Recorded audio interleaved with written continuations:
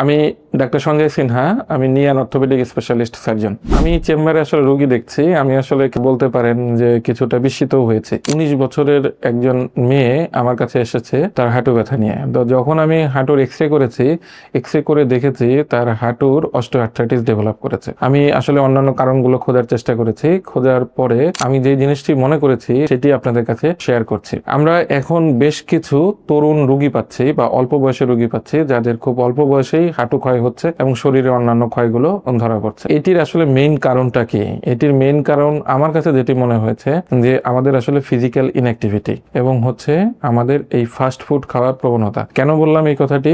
আগে যেটা হতো সেটা হচ্ছে বাচ্চারা অনেক খেলাধুলা করতো, বাচ্চারা অনেক দৌড়াদৌড়ি করতো, সূর্যের আলোতে যেত। আমাদের এই দৌড়াদৌড়ি অনেক কমে গিয়েছে, কারণ আমাদের পর্যাপ্ত মাঠ নেই, পর্যাপ্ত খেলার ব্যবস্থা নেই। এইটার কারণে আমাদের কিন্তু তরুণ সমাজ যেই হাঁটাহাঁটি এবং দৌড়াদৌড়ি এবং যে খেলাধুলাটি করতো এবং সূর্যের আলোতে যেত সেটি অনেকাংশে অনেক কমে গিয়েছে।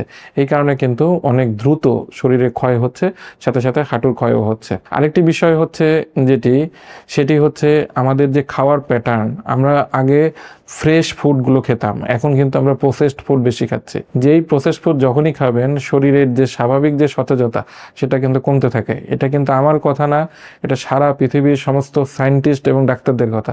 প্রসেসড ফুড আপনার শরীরের জন্য আসলে ভালো নয়। প্রসেসড ফুড যত খাবেন আপনার সমস্ত কিছুর ঝুঁকি বাড়তে থাকবে।